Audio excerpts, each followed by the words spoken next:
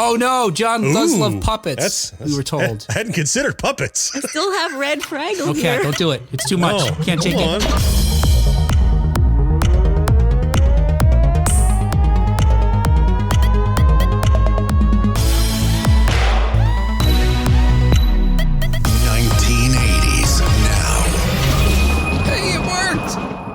Bravo. Hey, welcome back to another episode of 1980s Now, a weekly examination of 1980s pop culture and its continued influence. Today, my name is Will, and joining me, as always, are my friends and co-hosts, Kat and John. Hello, guys. Hey, guys. Hey. Yay. Back again in the same place. Love it. Yeah. I guess we recorded some intros for some episodes we did a couple weeks ago, so it doesn't feel like I haven't seen you in so long, but before we had recorded that, it was like interminable. Mm-hmm. Yeah. And it's probably not a good idea to do those types of breaks during the winter because the lack of sun already had me feeling down. Oh, right? And then you guys are my alternate source of vitamin D. It's our beaming smiles. Just bring the sunlight. Yes, that's what it is. You're my main source of vitamin D. Yeah. She doesn't go outside. And speaking of big D energy, don't forget to check out Gen X Grown Up. Oh. John's big vitamin D energy.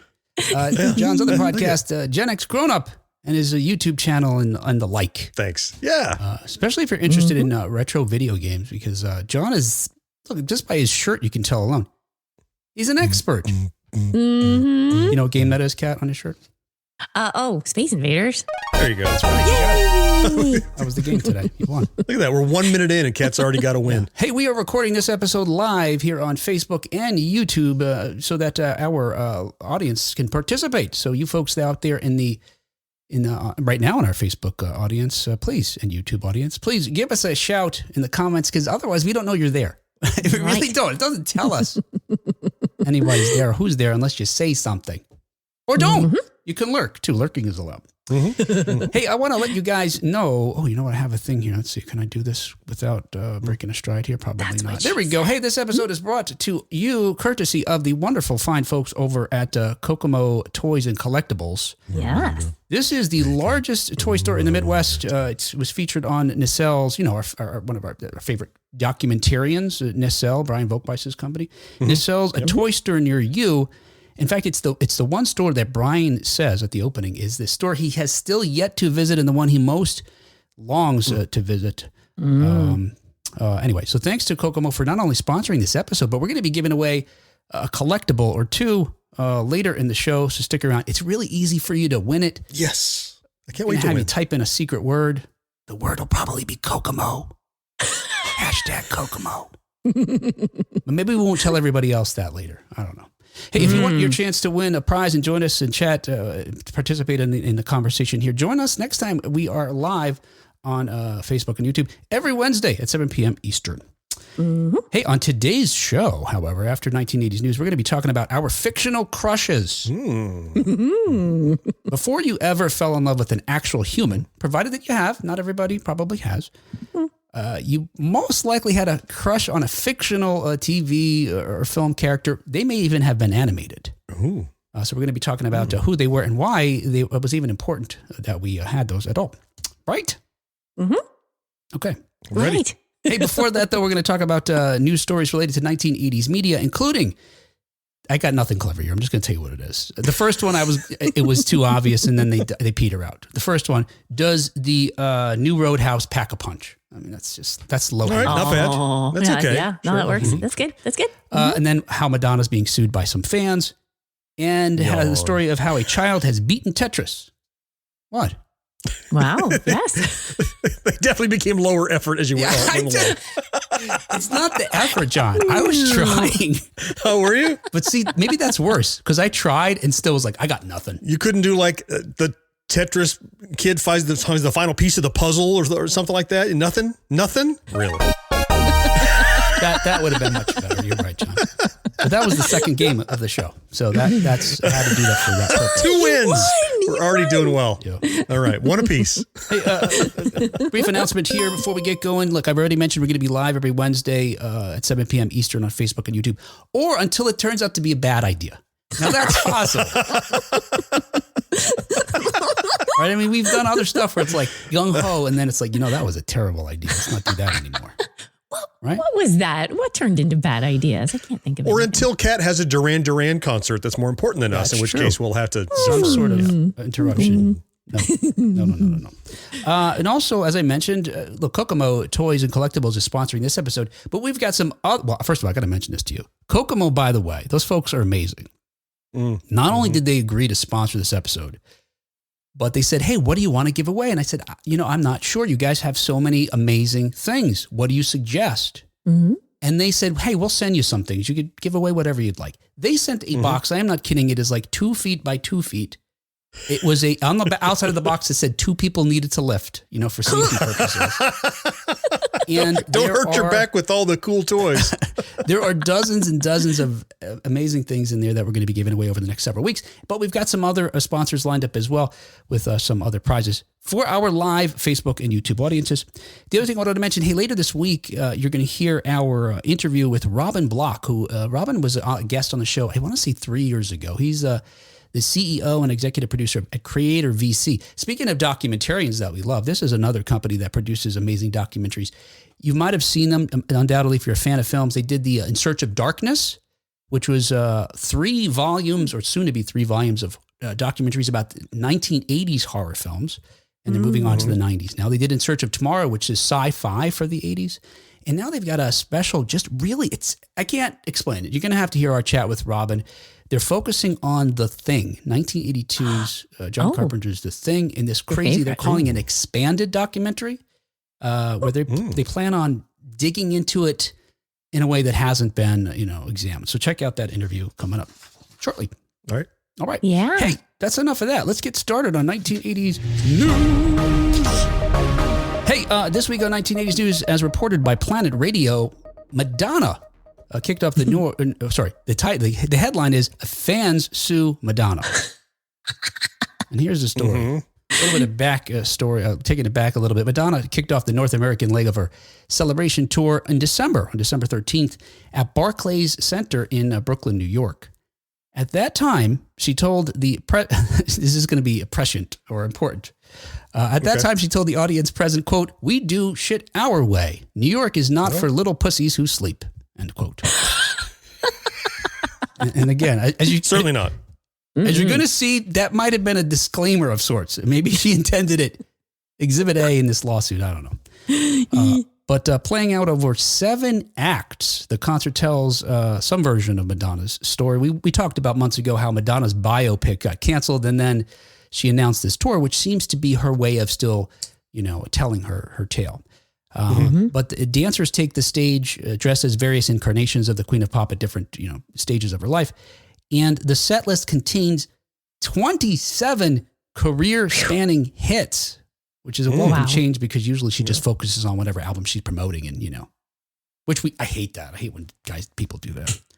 Yeah. Play the hits. Yes. Now it's funny because look, the concert is long and she fit in 27 songs, but people are still complaining, you didn't do Dress You Up.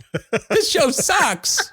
I mean, if it's your favorite, but that's not what the audience was so upset about. No. Right. She was not sued over not playing Dress You Up. No. Although, after you hear the suit, maybe anything is fair game here. Yeah. The good news for Madonna is that even though Material Girl is just 2 years shy from collecting Social Security, according to Rolling Stone, she wasn't tired during the performance. The tour de force of sights and sound continued until 1 o'clock in the morning.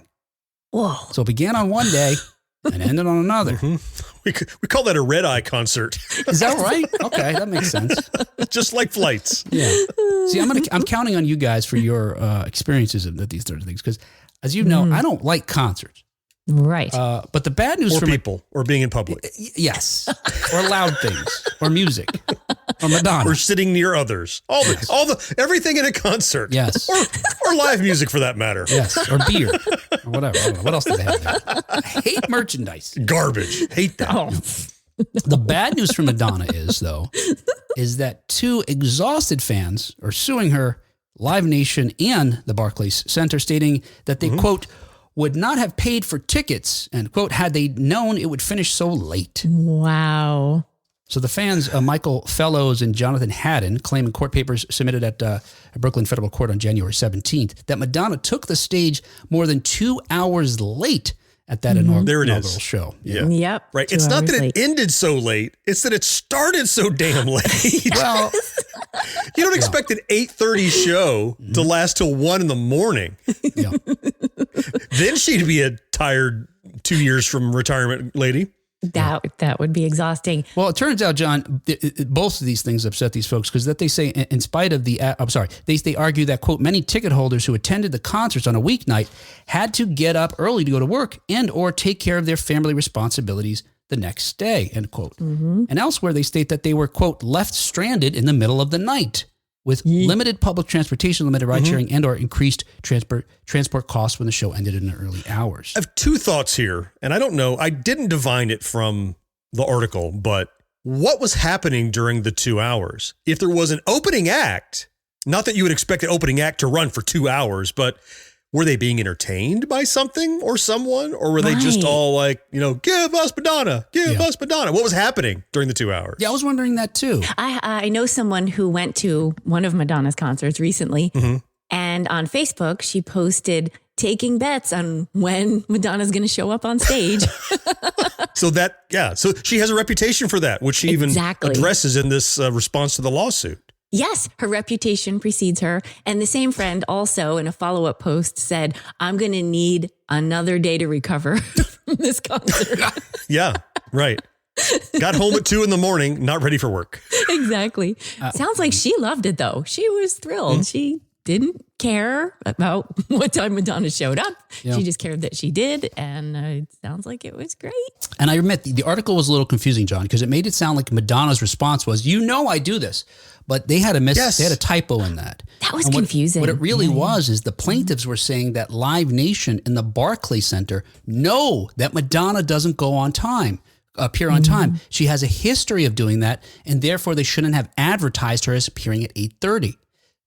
There's a typo in that thing that made it confusing. But I agree with you.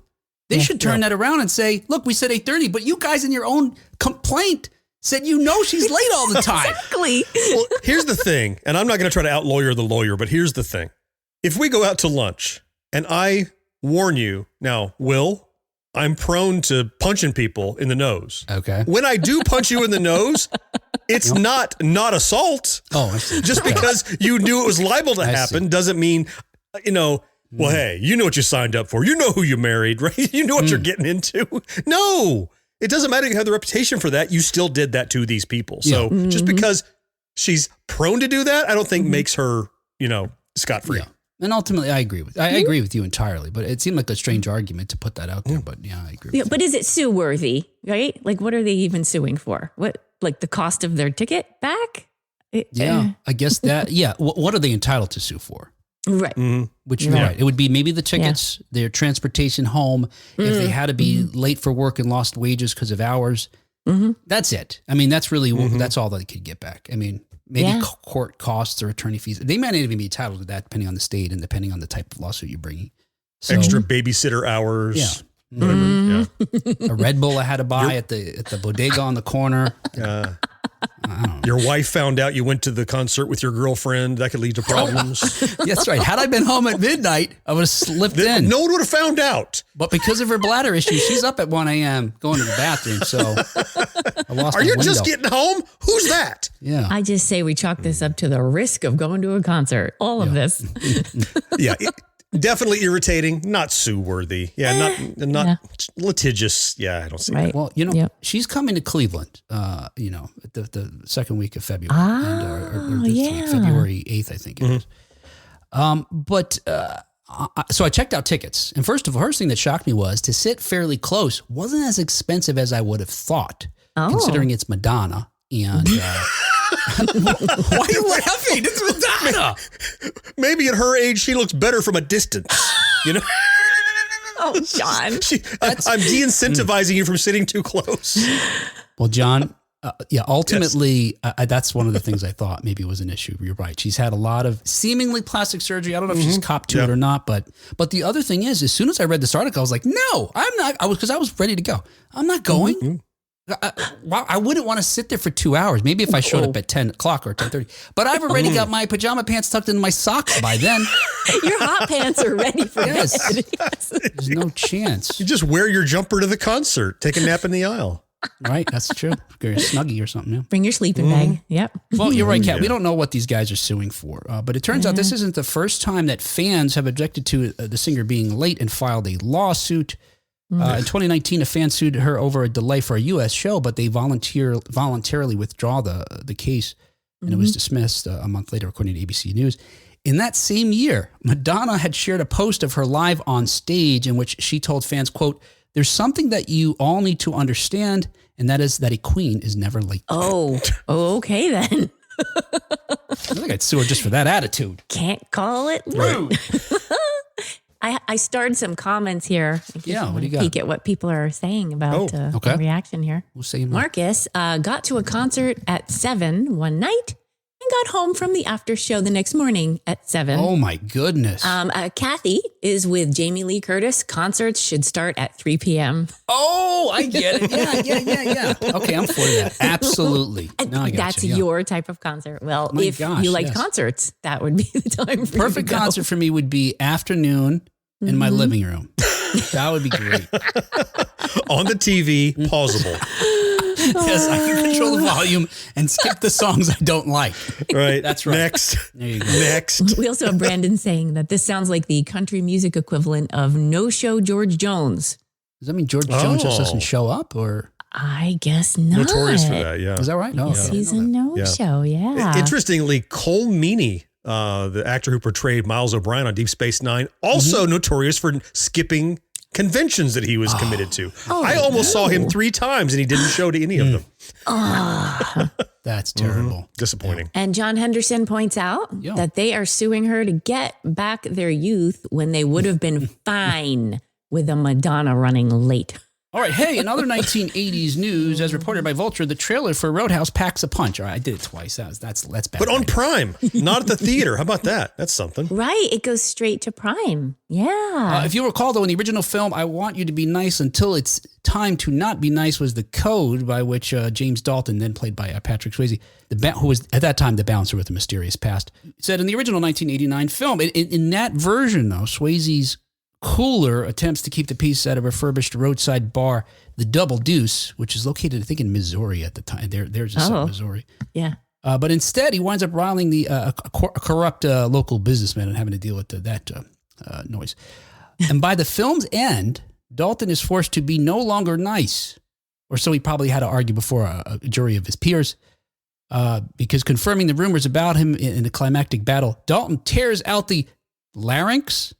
Yes. Larynx. Very good. Nice. Yep. He tears out You've earned yourself a bell. he tears out the larynx of one of the film's big bad at the end. Did you guys know that much about the old movie? I have, it's on my you know what. I thought I watched it. Okay. And then I grabbed it to watch. And I'm like, I'm not sure I've watched it. Yeah. It's one of those that everyone's watched and I've heard about so much that I kind of thought I had, but maybe I hadn't. Yeah. I think it's definitely worth watching. Now, it's a film that it's one of those films that some people regard as so bad it's good. Oh. At the time I saw it in 1989. The impression I had. Which I might have seen it in the theaters, but I certainly remember renting it and then watching it and re-renting it again and watching it again with my friends. It's the kind of movie that we regarded at the time it's so good it's good. Not that it was, bad. It's as cheesy as a 1980s film gets. So cheesy, that's the right term for it. Yeah. Awesome. I mean, within the context of it, it was amazing. It has, some terrible lines in it in hindsight, but some amazing action. And this idea of a guy who is, in their version, he was a mysterious guy. We didn't really know much about him except that he was hired to be this cooler at a rough bar. And folks were talking about this rumor that they heard he had ripped out someone's larynx and killed larynx. Mother. You're 1 for 2. I was so close. He's got so many N's in there. Yeah. Larynx. I got to look at it. Hey. Yes. Larynx. 2 for 3. Larynx. Killing a guy. So everyone's like, that can't possibly be true. You can't really tear a guy's throat out. Then, of course, in the climax of the film, he tears a dude's throat out. Now, whether he really had to, I don't know. But it's as cool a moment as Daniel using the crane kick at the end of Karate Kid. Yeah. Gotcha. It's up there with that, I think. This, however, after seeing this trailer, it had me thinking about the old film, because if anybody remembers anything about the movie, that's what they remember, right, folks in the chat? But it had me Googling whether this was possible. Hopefully people were just on the same page as me because they were inspired by that trailer. Because when I typed in, can you really rip out someone's throat like in Roadhouse? That returned over 800,000 results. Oh my goodness. I didn't go past the first few pages, but it was people inquiring and getting responses. Anything's possible with enough force, really. Can't you? If you just try hard enough. The one thing I played Mortal Kombat. Well, the folks that objected to the idea of being realistic was saying that the grip strength you would need to break through, and the nails you would need on your fingers to break through the skin would be the most difficult part. Crushing someone's throat, sure, that's fine. But actually tearing through the skin, this is so disgusting. That requires too much, But anyway. Can we talk about the crane kick instead? Well, one guy asked very specifically this: how likely is it that someone could rip my throat, break my neck, or otherwise lethally neutralize me with their bare hands without breaking a stride while passing me on the sidewalk if they had 10 years to practice? Jeez. This guy owes somebody money, and he should just pay them. Yes. Whoa. And that guy was like, if I see you on the street, I'm not even going to break a stride when I tear your throat out. And I've been practicing for 10 years. Well, most folks said that it wasn't possible for the biological reasons I explained. There was a website that I'm not going to give out the name of that described various deadly martial arts strikes, including ripping out the throat, and another called Monkey Stealing a Peach, which was very similar. Oh, man.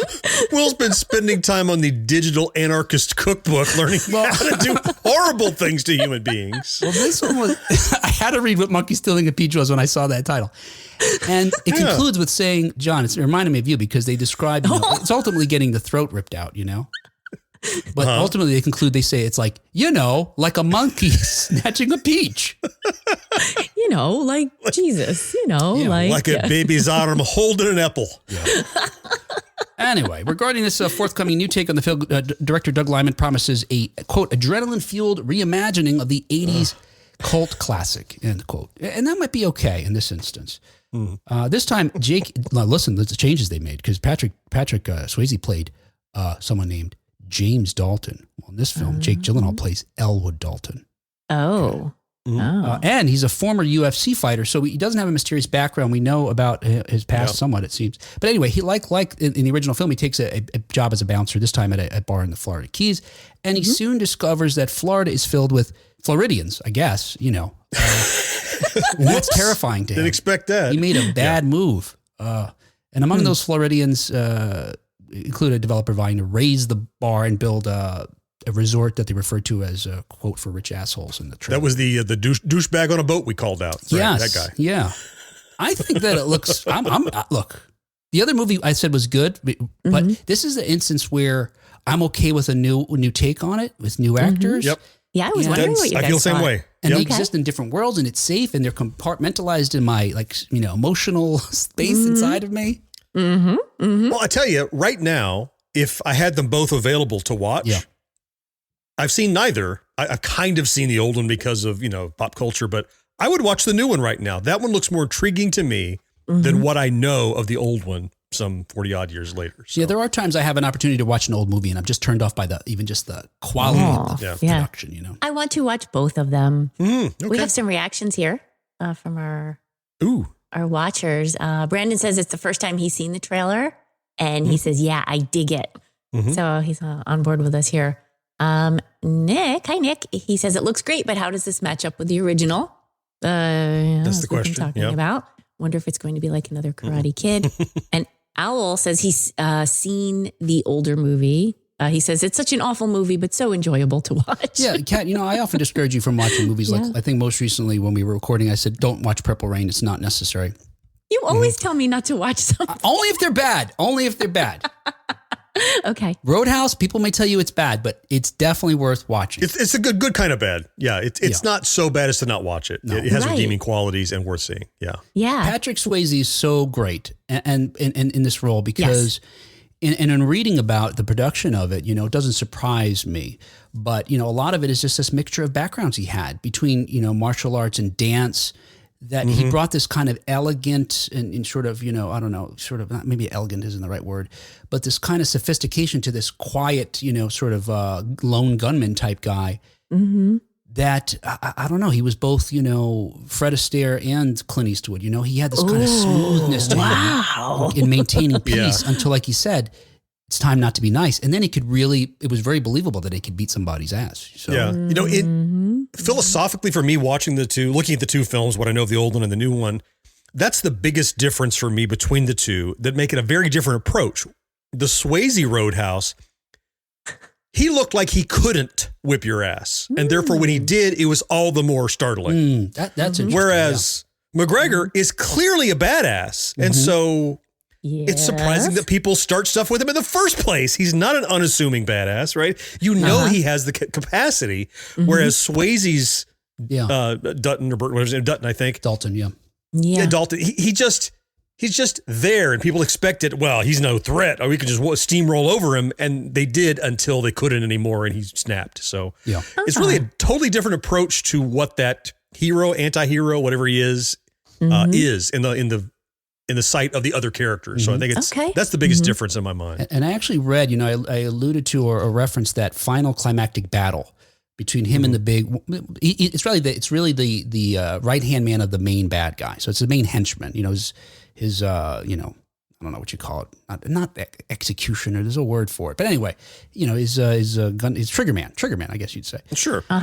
They actually filmed that fight scene before they filmed anything else in the film. Oh, really? And when these two guys got together, and the guy who was cast as a bad guy was a guy who was a martial arts expert turned actor.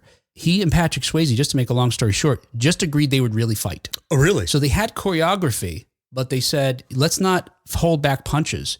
Let's fake fight, rather punches to the face, because we have to film the rest of the movie. But otherwise, let's just go for it. And they did. And the crew members were so afraid they were really hurting each other, would pull them apart. Stop.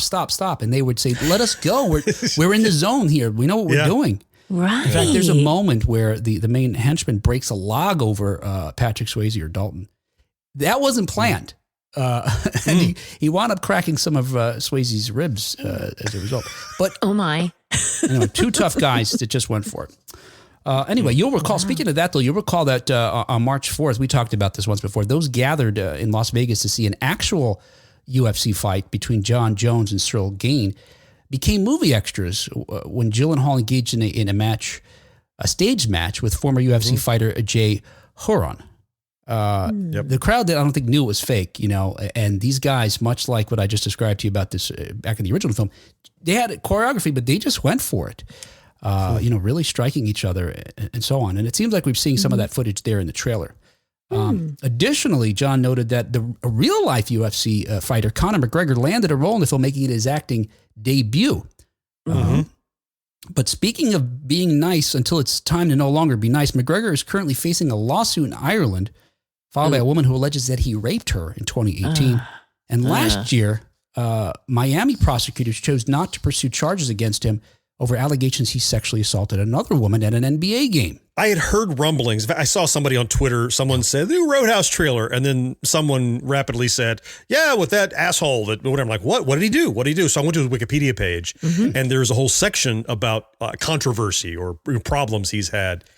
And I get the feeling like a guy who's that aggro just can't turn it off. And all the problems he runs into is where, somebody has paparazzi, a camera in their face, and where you would get in a car and say, go away, he smacks them and crushes the phone. Dwayne Johnson crossed over from athletics, wrestling into film, but he was acting. I get the feeling that Conor McGregor, in his aggression, in his fights, none of that is an act. He is. It's UFC versus wrestling with the point. But look, I don't know. Repeated accusations. Sometimes you think, well, that's the common denominator, even though none of them been prosecuted. So in my mind, as much as a good bad guy he looks like, I'm kind of separating. Like, I'm not liking him as a person. I'm kind of liking him in that role right now until I decide how I feel about the guy. We'll think that's funny. Why is that funny? He's a good bad guy because it turns out he's a bad guy. Maybe. Yeah. Yeah, that's it. But you want to root for the guy playing the bad guy. Like, I don't like the guy playing the bad guy right now, though I like the bad guy. You know, I like his persona and his appearance, and he looked formidable. He looked like somebody I wanted to go up against Gyllenhaal. I like that about it, but not sure I like the guy. I mean, I want to watch the movie, but I don't want to be watching the movie being like, with that baggage. Yeah. Like, you son of a bitch, you earned how much for this movie? You spoiled person. Right. Yeah, that's, Karen reminds us that Sam Elliott was in the original. Oh, yeah, he's great in it too. So Sam Elliott's great in everything, right? in everything. Yeah. Yeah, and Eric asks if we have any love for Roadhouse 2 that came out in 2006. No. Oh, I have never seen it, Eric, and No I can idea. just answer you right now, no. But how do you see this one coming out? As John mentioned, he caught the end there. It's going to be streaming and only streaming on March 21st on Prime Video, which has Doug Liman, the director, mad enough to tear some throats out of his own. That's a monkey grabbing a melon. Just I think monkey stealing a peach. Monkey stealing a peach. well, no, I was stepping it up. Oh. I was moving it up. Okay. It I was see. more aggressive because peach. It requires two hands. Well, it's a cantaloupe. It's not a watermelon. I mean, how big are Doug Liman's hands? Small cantaloupe. Palm on a basketball. Honeydew, perhaps. Anyway, MGM or Amazon, when they took over MGM, they swore to Lyman, look, we're really committed to releasing films in theater before we stream them. But according to Lyman, in an editorial that he published in Deadline, Amazon, quote, turned around and are now using Roadhouse to sell plumbing fixtures. That's kind of hyperbole, isn't it? I mean, streaming is no longer we've talked about it's no longer the stigmatized thing. TV is not the bastard stepchild any longer. It's a viable outlet. Yeah, theatrical would be great, but... Well, but he makes some good points here because he says that he feels this is his best movie. And it turns out that it's testing better than some of the other films he made that were very successful, including Mr. and Mrs. Smith and Born Identity. But additionally, he points out that a result of not having in the theater may limit how much profit, how these Hollywood, they cook these books, but how much profit the theaters the studio will show. And therefore, anybody who has profit participation, including the cast and the crew, they may not get anything because these streamers, they have this other type of accounting method which is part of the strike that we had recently with the writers and the actors that may show that they don't turn any profit, and so... So a lot of people, are suffer as a result, including the audience, because Lyman concludes his piece in Deadline with this chilling idea. After he suggests that probably a human wasn't responsible for this decision, probably some algorithm over at Amazon said, you know what, we shouldn't put this in theaters because here's the bottom line. With regard to that, Lyman writes, quote, but a computer doesn't know what it's like to share the experience of laughing and cheering and crying with a packed audience in a dark theater. And if Amazon has its way, future audiences won't know either, end quote. All right. Hey, and finally, in other 1980s news, as reported by Ars Technica, which is a publication I think John probably has a subscription to. He probably still gets a hard copy of it delivered to him. Stop. A 13-year-old kills Tetris. Good, that bastard. It's like a monkey grabbing a Rubik's Cube. There you go. Yes. Hey, much like life in the 1980s, video games of that decade did not allow for winners. They only got harder until you lost. Yeah, it's more difficult until you die. Oh, John. So for decades after its 1989 release, each of the hundreds of millions of standard NES Tetris games ended the same way. A block reaches the top of the screen and triggers a game over message. That 34-year-old streak was finally broken on December 21st, 2023, when 13-year-old phenom Willis Gibson, who calls himself Blue Scooty, isn't that your nickname, Kat? No, it's Scooch. Oh, Scooch. Scooch. That's right, Scooch. Blue Scoochie. Blue Scooty became the first human to reach the game's kill screen after a 40-minute, 1,511 line performance, crashing the game by reaching its functional limits. Wow. Oh, by the way, the game gets faster and faster as you play, right? Oh, yeah. Here we have a clip of him playing.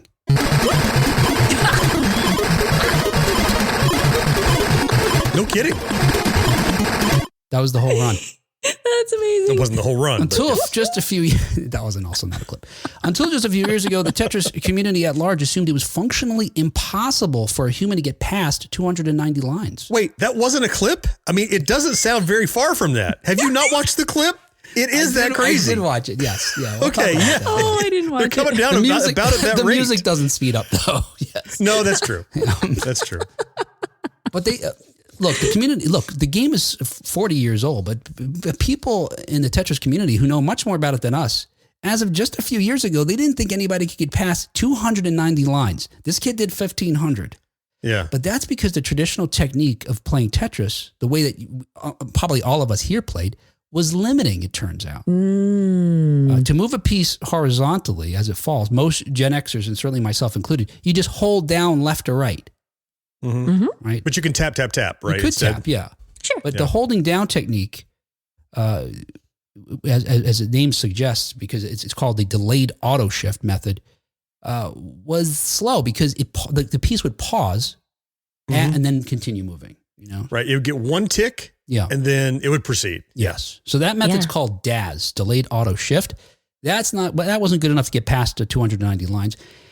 And by the way, when you reach level 29, which is went around 290 lines, 230 lines, the game reaches its highest possible speed, which is a piece falling every 1/6 of a second. Yeah. There it is. So when you're playing that, what you do is you don't look at the piece that's falling.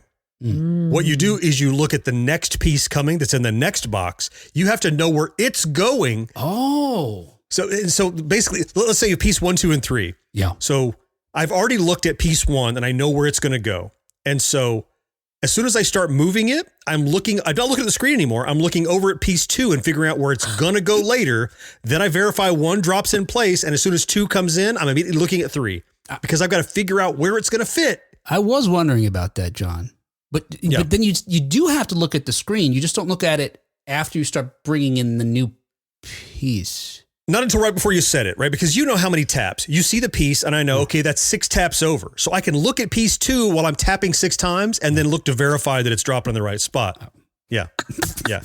Because if I know it belongs far left, that's like a full 8 or 9 taps to get all the way to the left. That's okay. But if it needs to go not all the way, I know how many taps it is to get in the slot it needs to drop in. Yeah.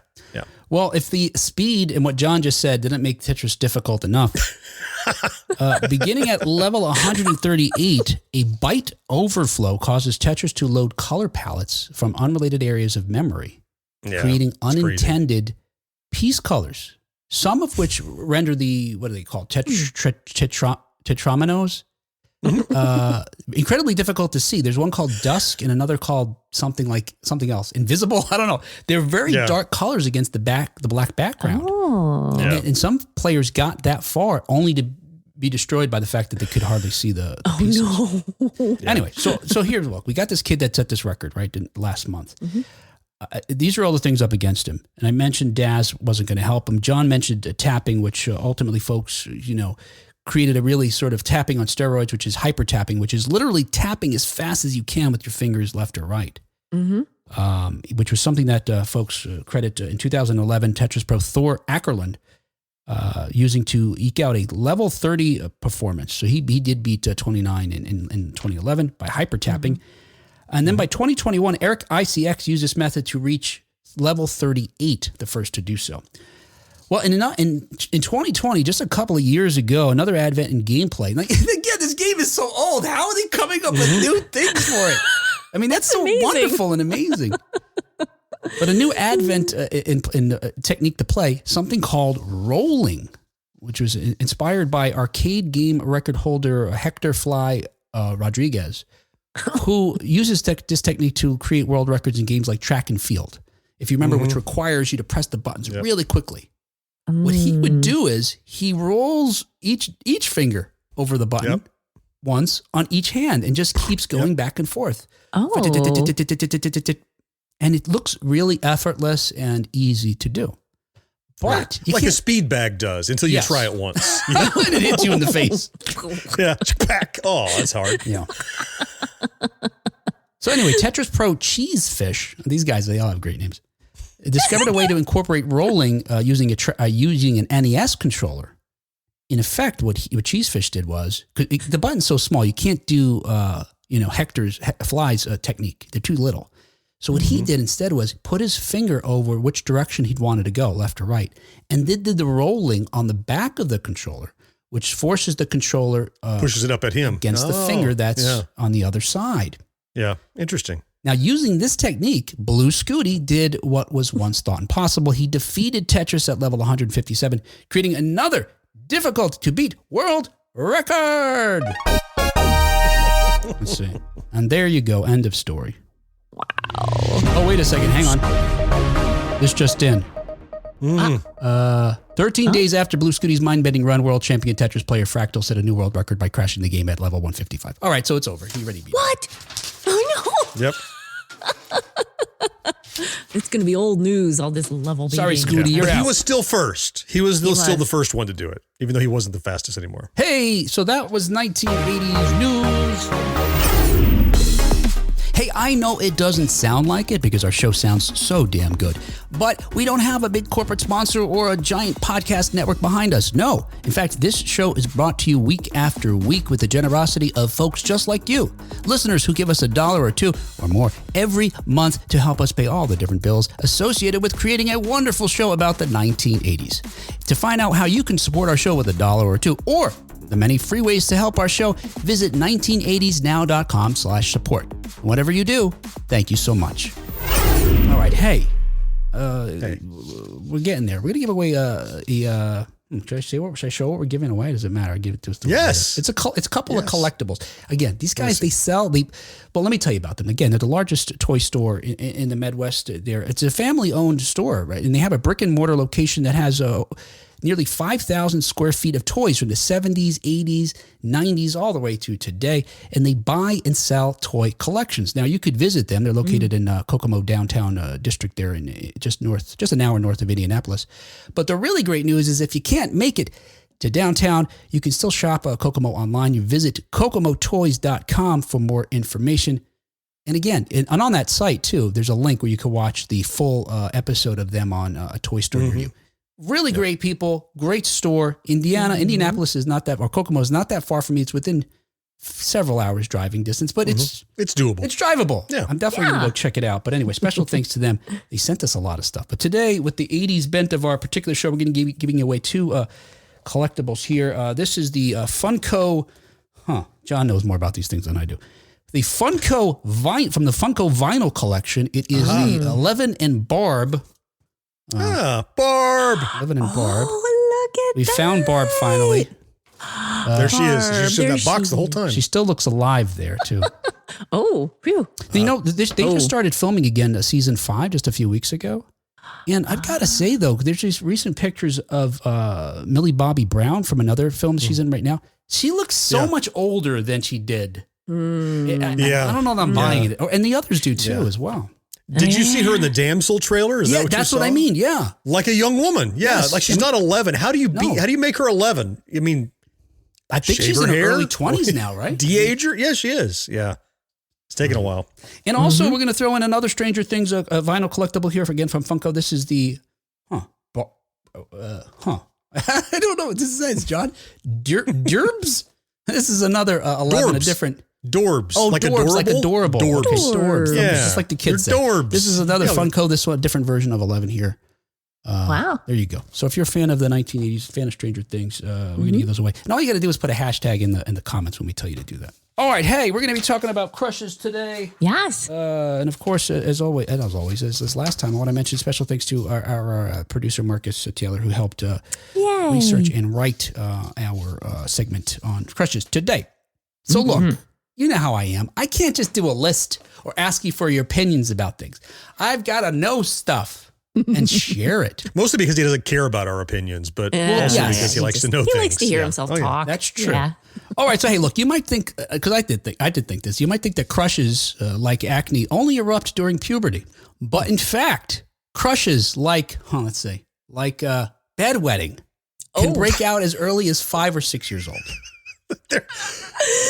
There are at least 3 things you could have said worse, so I'm happy you said bedwetting. Yes. John, what do you got? No. Not gonna say. No. I did have another one, John. I did have another one that I wouldn't say. Okay. I mean, he might be on the same That's good. page. Probably Just keep that one. All right. Anyway, and it's good that they start so early because the first crush is actually considered to be a developmental milestone. And I really didn't know why. Like, what's the importance of crushes? Because, ultimately when we start having romantic interests, it's for a particular purpose. Well, I'll get to that in a moment. But what's the purpose of a crush? Well, it turns out it's the first step towards an eventual separation from your immediate family. And if handled well, it can be the beginning of talking with children about relationships. Although if handled poorly, however, a child may grow up to be an objectophile and have sex with their Camaro. Oh. That's a real thing. Nice. Look it up. Okay. Or the Eiffel Tower. These are real examples of objectophilia. Anyway, while feeling... Or that new Dune 2 popcorn bucket. Wait, what? Popcorn bucket? Wait, I missed something, John. Are you making love to a Dune popcorn bucket? No, I just... have a look right now. If you're listening, pause, I am listening. go Google Dune 2 AMC popcorn bucket, and you'll know exactly what I'm talking about. Oh, John, I didn't even have to type the whole thing. Oh, wait, here it goes. All right, let's see. Dune 2. Hey, this is the 1982 special. Because Dune originally came out in 1984. All right, so Dune, the remake, Dune Part 2, is going viral for its sandworm replica popcorn bucket that some joke is not safe for work. All right, let's see where is it here? Oh my God. He finally saw it. He finally saw it. Whoa. It's not that this isn't safe for work. I have a whole other issue with this. It's not safe for John's imagination. Objectophilia. Yeah, no. 6 pumps. Here's people's response to this photo on Twitter. 6 pumps of butter hold the popcorn.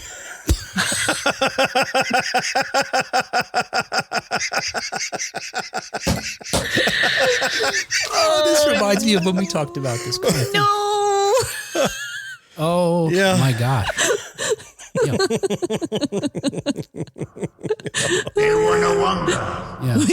Other folks said, someone said, just hear me out for a moment. Someone's getting fired. Someone said, I mean, from the side, great, but when you see it from another angle, this is going to be a high demand popcorn bucket. Oh my God. I gotta say though, this is a thing that that center thing there, the mouth of the sandworm center thing there. It's triggering my tryptophobia. It's that pattern, repeating pattern kind of thing. Yeah. And it's all ribbed for someone's pleasure. Don't care for it at all. All right. Anyway, let's talk about, speaking of crushes. Speaking of popcorn buckets. Speaking of crushing popcorn. Right, so objectophilia, and I see what you're saying, John. Okay, I got you, and I'm with you. Yeah. So anyway, now it all makes sense. Full circle. Okay, so now you know what I'm talking about. Crushes here, and while it's a feeling, that thing is horrifying. While feeling an overwhelming longing to finger paint with little Sally or share your paste with little Stevie, it's easy to, think of examples probably when you're early in age, you felt affection towards actual people in your life. But some of us, our earliest crushes, including mine, were on fictional characters, which is what we're talking about. And it turns out this is not unusual because at an early age, we don't differentiate between fictional characters and real people. Sure. Right. I was sure Batman was real, Superman was real. Yeah. Oh, yeah. We had the discussion about your Indiana Jones epiphany. They're like, oh, that's not a real guy. We talked about, because your hero worship, right? Right. Yeah. Yes. Yeah. Harrison Ford, Christopher Reeve. Yeah. Well, according to a 1987 study from the Journal of Broadcasting and Electronic Media, people form one-sided or parasocial relationships, which I thought meant you fell in love with a ghost, by the way, but a parasocial relationship with those on film and TV the same way they form social relationships with others off screen. And the study found that, as with any crush, we're first drawn to fictional characters because of their personality, their character traits, their skills, their abilities. And it's that one-sidedness with crushes in general that allows us to interpret these relationships however we wish. And according to the 1956 psychiatry study that introduced the concept of parasocial relationships, fictional characters can become substitutes for what we want from real people. They represent our ideal partner, which may include physical or mental attributes. And I wanted to know about that because when we get to mine in a second, I really wasn't sure mine is mental necessarily. And before you said about the separation of yourself from family, I had an idea, but didn't want to jump in and ruin your research, which was, I think, the other really important thing I believe probably crushes do, especially when you're quite young, is when you're a kid, initially, like the world doesn't extend beyond your reach. You are the center of the universe, and you don't, a baby doesn't have empathy or can't kind of feel what other people are feeling or anything like that. And so probably when you start to find someone on whom you can project your affection, you're starting to realize that, well, that person is the other. It's not me. It's another entity outside of myself. So you start to expand that bubble and realize that people exist when you're not there, and they can also be important. That stuff actually starts a whole lot earlier than you might think, John. Does it? Yeah, the development of empathy and the... I could go on and on. I want to say, I won't. Yeah, John was fucking a popcorn bucket at 2. Started early. This is an adult show. Did I mention that? Sorry. No butter, dry bucket. Oh, gosh. Little Johnny, wait. We got to teach you about something. It's not wrong what you're doing. You're going to get that bucket. Are there so many t-shirt opportunities? Will, what are you doing? Yes. Get on it. I was silk screening. That's where I went. Sorry, Kat. What were you saying, Kat? I was trying to point out that differentiation from other starts earlier. All right. Hey, let's get to some crushes. I'll tell you more about this stuff in a moment. Okay. Here. Please do. All right. Let's see. Kat, since I really interrupt you, why don't you tell us about one of your crushes? Now, let's keep in mind when we talk about these, and we'll share some from folks from the comments today and some that we shared on Facebook and social media. Keep in mind, these crushes often represent our idealized partner. So, Kat, hit us up with one of your crushes. Okay, well, I'm going to give you the one that I'm not embarrassed about as far as those criteria. Wait, why? Why? How is that helpful? This is an entertainment show, Kat. Yeah. Start with the most embarrassing first. Yeah. Or they'll tune out. Get to any others. I don't know. Most embarrassing? Okay. All right. I'll start with the most. Mm-hmm. Okay. Bo Duke. Oh. That's not embarrassing. How is that embarrassing? Yeah. Because you're talking about, they're, what did you say? They're a model for qualities that we want.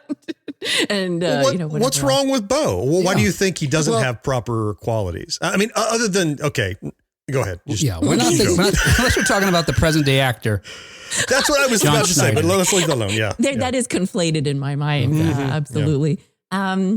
No, actually for him, I think I can safely say I just thought he was cute.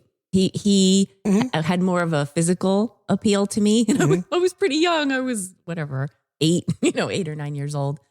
And and I'm going to tell you my second crush that I have on my little list here, Luke Skywalker. Oh, okay. So, but before I say anything about Luke, I'm going to say I wished that was actually Luke. Like I wished I admired Bo, but I wanted him to be named Luke because I loved the name Luke because I loved Luke Skywalker. Yeah. So I remember that as a kid being really annoyed that Bo was Bo and that Bo was not named Luke. So there's that bit of bizarreness, but I think Luke Skywalker is he's probably pretty easy to identify as someone that we could he was relatable.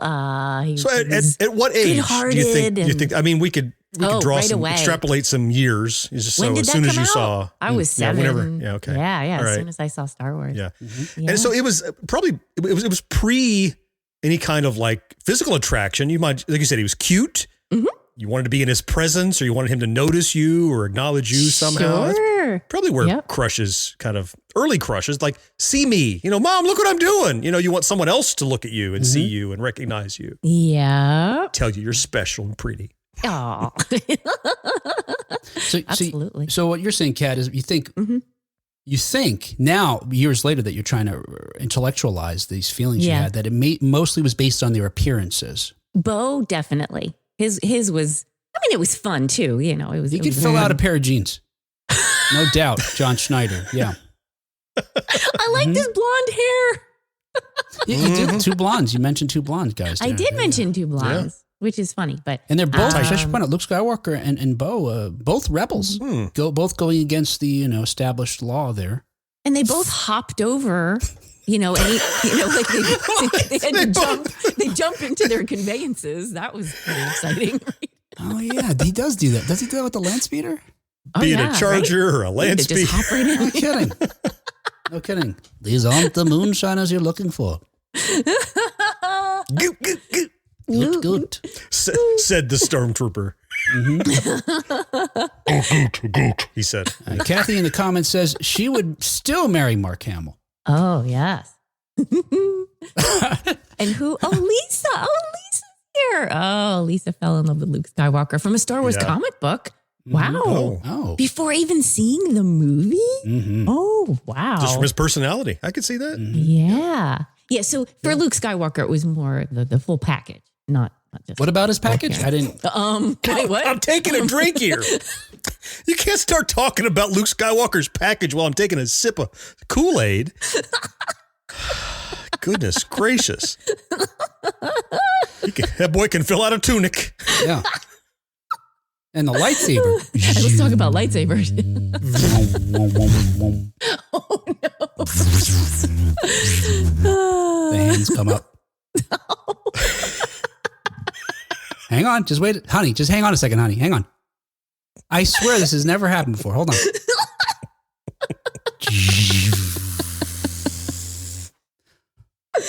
All right. You're succeeding. All right. Hey, John, you got one? Yeah, I have a few. And so interestingly, two that I kind of lumped together because the crush I had on them was not my crush. Okay. It was my dad's crush. Oh. So my dad, interestingly, Daisy Duke was one of them, Catherine Bach. Oh, yeah. And I was too young to probably be attracted to Daisy Duke, but I was attracted to her because my dad was like, Daisy Duke, here she is. It was something to see. There was a reason that he was watching. Your dad's like, John, leave the room. Everybody clear out. Leave the room. Bring me my bucket. And the other one, similarly, was Linda Carter as Wonder Woman. Oh, yeah. I also had a huge crush on her. Now, it's obvious the reasons that my dad had a crush on Linda Carter, but I had hero worship for her. She was a superhero. She was awesome. Sure. That's why I had this crush on her. But I inherited this secondhand crush from my dad, who very much enjoyed those two women on television. Now, he was a bit older than developmental stage, like we're talking about. Yeah, that's what, yeah. But I kind of inherited those two crushes, and I still have a fond memory of watching those shows and feeling an attachment. To it's like something beyond like, yeah, I'm watching Wonder Woman, but I'm like, no, but I'm watching her because I really like her, or something about her. I later learned why my dad really liked Linda Carter. And I get it. But I think I liked it all, both of those characters on their own, but like them more because of my dad's impression of those characters, and it kind of bled over to me. Oh yeah, you felt more connected to them. Yeah. Kyle says Linda Carter could twirl. Boy, could she? Yeah. Yep. You remind me, because I had a crush on Linda Carter too. But I think obviously I was much younger than your dad and closer to you in age. But I realized, and I know you're making these allusions to the fact that, she's a very attractive woman who really filled out that uniform. And I think, to me, and at this age when we're talking about where it's pre-pubescent, so, we don't have the drives that ultimately motivate us to find relationships later in our lives. But for me, it was this, I think for me, I really do feel like at the time there was this mixture of, obviously I knew she was attractive, but at the same time, it was like a maternal thing, which now this sounds like I need to talk to a psychologist, some kind of Freudian thing. But that you know what? I don't even want to go down this path. It had something to do with obviously her bosoms and motherhood. And there's probably something that plays on a young person that, I don't know, makes you thirsty. Yeah. I don't. All right, I'm backing out of this whole thing. But the thought that I had was that it occurred to me, I actually was more fond of Linda Carter when it was Diana Prince. Oh, that's interesting. The Wonder Woman was great, but something about it almost felt too much for me. I'm like, there's too much being bared. There's too much, like, I didn't know what my sexuality was. And so I'm like, I don't get this. Some people like this. I don't understand it. But as Diana Prince, I'm like, it's the same person. I can feel the same way about you, but I don't have that over-sexualized feeling. It's just, maybe it's that maternal thing that you were saying. I don't know what it is, but that's what you made me think of when you said the different kind of approach to it. And like, I hadn't thought of that until just now, that like, yeah, I was much more comfortable when she was incognito because I knew who she could be, but she's not doing it right now. That's fascinating to me because I'll tell you who my crush is. In fact, I'm going to show you a picture here. This is one of my earliest crushes here. Oh, is Batgirl. Yes. That's played by Yvonne Craig in the 1966 Batman TV show. Sure. And I was considering this. I was in love with Batgirl. I was not in love with Barbara Gordon. Now, it's the same thing, like you said, because she has an alter ego, and both of their alter egos are these intelligent women, you know, and, you know, the whole thing. But I was the opposite. The librarian glasses. Yeah. Oh, the glasses. Are those sexy? I hadn't heard that. But the thing about, for me was, and I know who she could become. I don't know. There was just something about, you know, her in the other form. It's just complete opposite of what you say. Huh. And maybe it had to do with my infatuation with superheroes just generally, you know. I mean, I probably had a bromance or, you know, a man crush on, you know, Batman and Robin and Superman and those characters as well. Speaking of Robin, he was another crush of mine. Is that right? I loved Robin. Yeah. Now that you're talking like the Burt Ward Robin, or just Robin as a character in general? Yeah. Well, you could say character in general, but the Burt Ward. Does that, since you say it was just Robin generally, does that mean it began like maybe even Super Friends era? Sure. Absolutely. You know what? I can't really point to when it started. But what is that? Casey Kasem's voice, right? Yes. Wait, was Shaggy also a crush? No, okay. I did not have a crush on Shaggy. Let's see, Brad writes, I thought we were going to talk about how hot Pinky Tuscadero was and not the Hellraiser sex bucket.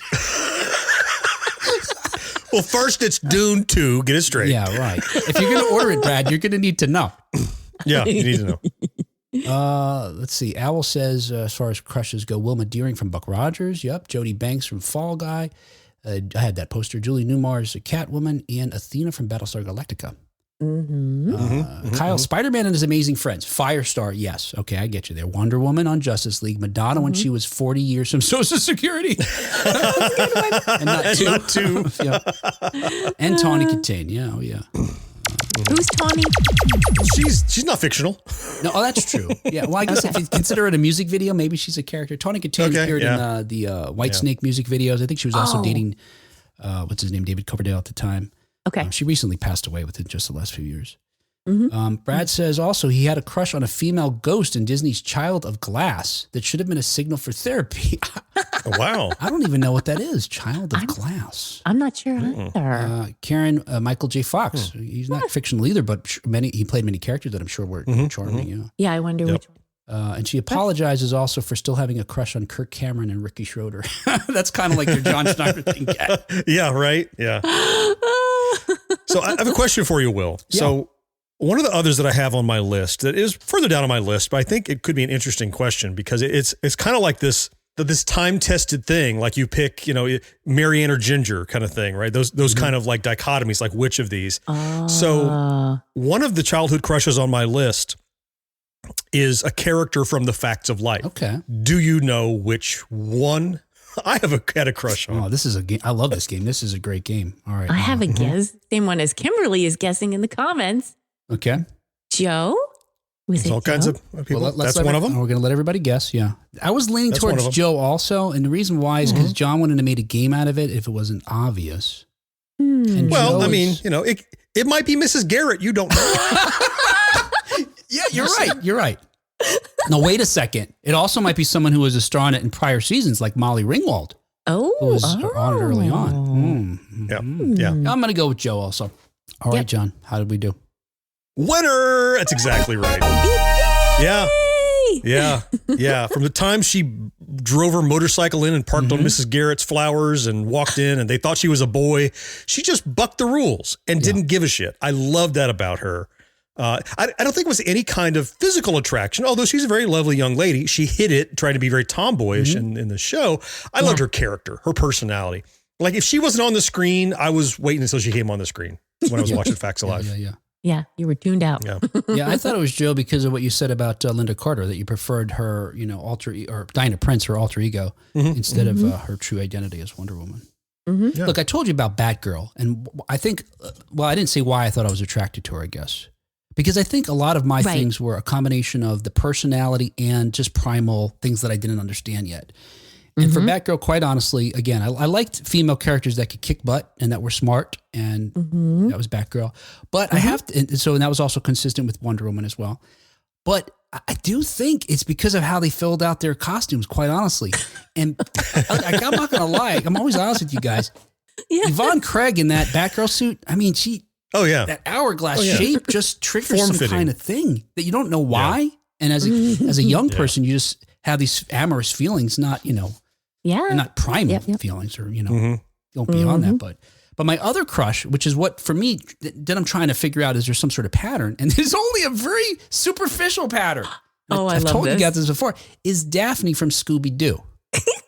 And now look, again, she's part of this solving group. Now, occasionally she was a damsel in distress, and I didn't seem to mind that when I was a kid, because I had this fantasy of being like the Fred that would help save her, And quite honestly, and I remember this very vividly.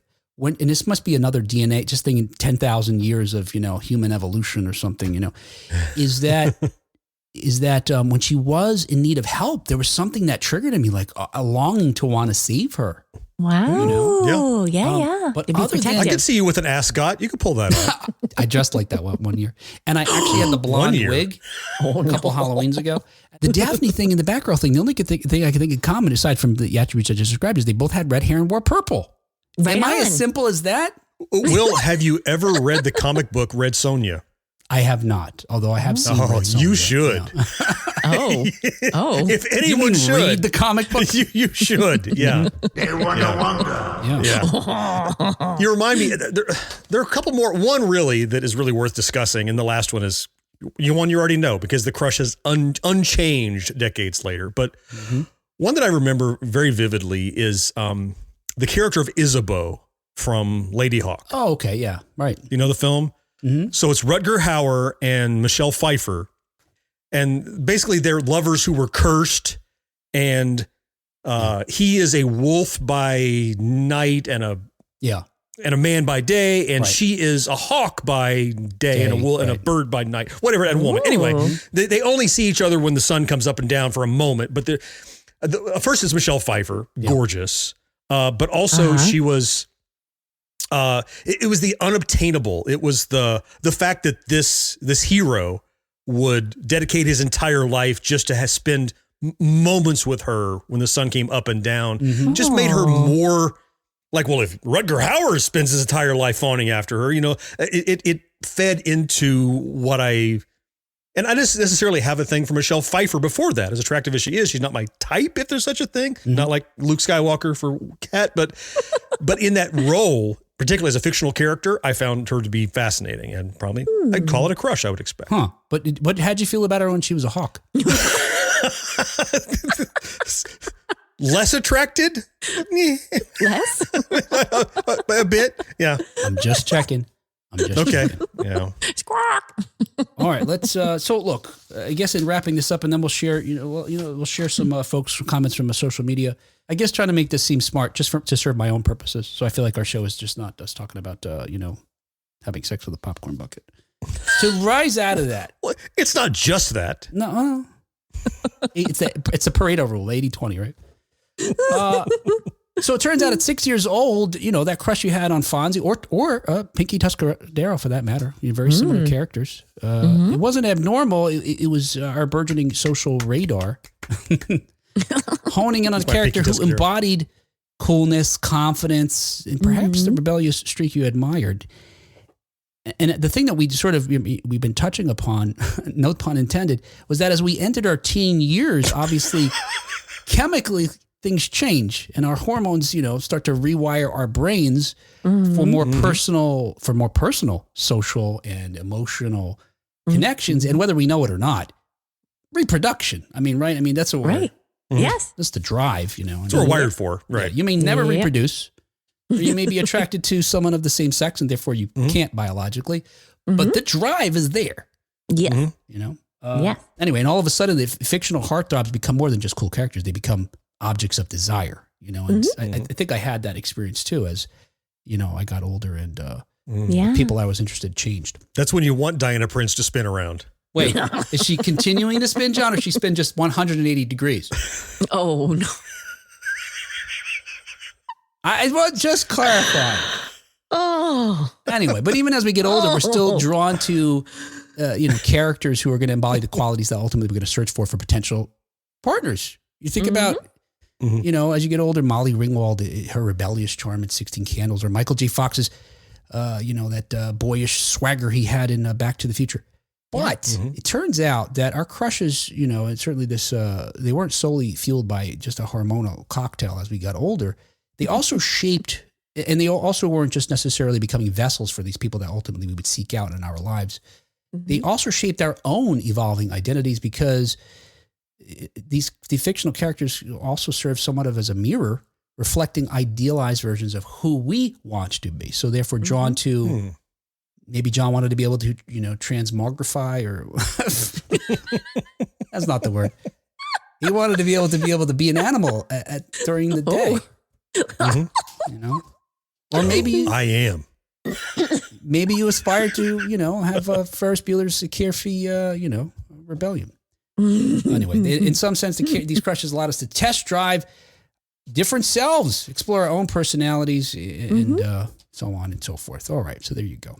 Maybe I really wanted to be able to leap into a vehicle. Yeah, Kat, you got to do that hood slide. Right. I really want you to weld my doors shut. Oh. So we asked folks on social media who their crushes were, and Kat, we're going to skip over anybody who's been live with us today that may have shared anybody, right? Sure. Yeah. Well, there's, what was that? Wilma. You're doing this from memory? No, I have it written in front of me. If it's written, read what you wrote. I was writing too fast. What's the character's name? Wilma what? John, she made notes, but you can't read them. Flintstone? No! Isn't she from the book? Just say Wilma Rogers? then and move on. Okay. Is it Wilma like Deering? Yeah, something like that. Something like that. I figured you guys would Wilma know. Deering. Okay. Well, yeah, she was a popular mention. Dan and Don and George all were in her favor. Oh, Kira, the muse from Xanadu. Oh, that's Yeah, interesting. Frank on my share. That was telling. his first crush. Yeah. Says something. We have a Nicholas Bradford and Tommy Bradford from Eight Is Enough.